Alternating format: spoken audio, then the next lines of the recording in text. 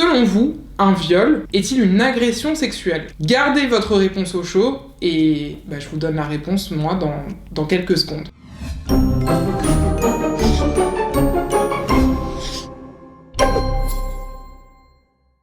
Première étape, il faut déjà comprendre ce qu'est une agression sexuelle. C'est un acte de nature sexuelle qui va être commis sur une personne avec violence, contrainte, menace ou surprise. Bref, sans le consentement de cette personne. Et il faut savoir que cet acte de nature sexuelle, il peut être vraiment de toute nature. Il faut qu'il y ait un contact physique, mais ça peut vraiment être de toute nature. Donc typiquement, quelqu'un qui touche la poitrine d'une femme sans son consentement, quelqu'un qui touche les parties génitales d'une autre personne sans son consentement, quelqu'un qui embrasse une autre personne sans son consentement. Et vous vous en doutez bien, donc, une agression sexuelle, c'est une infraction, plus précisément, c'est un délit. On punit par 5 ans d'emprisonnement et 75 000 € d'amende, sachant qu'évidemment, en présence de circonstances aggravantes, les peines sont bien plus importantes. Par exemple, si l'agression sexuelle est commise sur un mineur de moins de 15 ans, on n'est plus sur 5 ans d'emprisonnement, on est sur 10 ans d'emprisonnement. Étape 2, à présent, le viol. Le viol, ce qu'il faut comprendre, c'est que c'est un type d'agression sexuelle. C'est la plus grave de toutes les agressions sexuelles, et c'est ce qui explique que,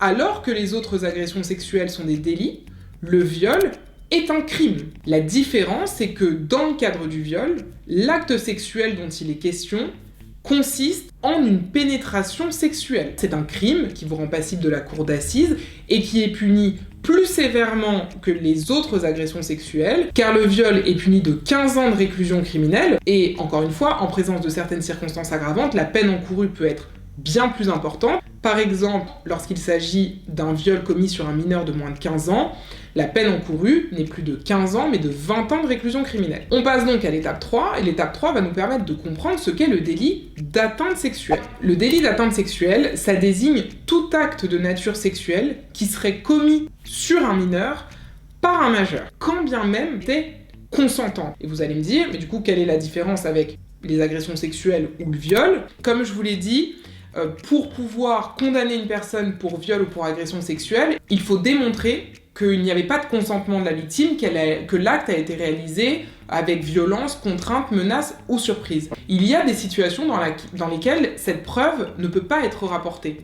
Et lorsque la preuve ne peut pas être rapportée, ça veut dire que sur le principe, la personne qui est poursuivie et qui a commis ces actes ne sera pas condamnée. Le délit d'atteinte sexuelle vient justement récupérer toutes ces situations en disant on n'a peut-être pas réussi à vous avoir sur le terrain du viol et de l'agression sexuelle, c'était pas caractérisé, on n'arrive pas à démontrer qu'il y a eu contrainte, menace, surprise, violence. En revanche, en tant que majeur, vous devez répondre du délit d'atteinte sexuelle. Pourquoi? Parce qu'on part du principe que pour les mineurs de moins de 15 ans en tout cas, avoir une relation sexuelle avec un majeur, c'est problématique. Vous êtes jugé par le tribunal correctionnel et vous encourez 7 ans de prison, 100 000 € d'amende. Voilà ce que je pouvais vous dire aujourd'hui là-dessus, j'espère que c'est suffisamment clair pour vous. Si ça ne l'est pas, n'hésitez pas à laisser un commentaire ou à me retrouver sur Instagram puisque j'ai l'occasion d'y faire beaucoup de précisions et de quand même produire pas mal de contenu. Donc c'est parfois plus simple aussi pour moi de vous répondre par ce biais. Et puis on se retrouve très bientôt pour une nouvelle vidéo.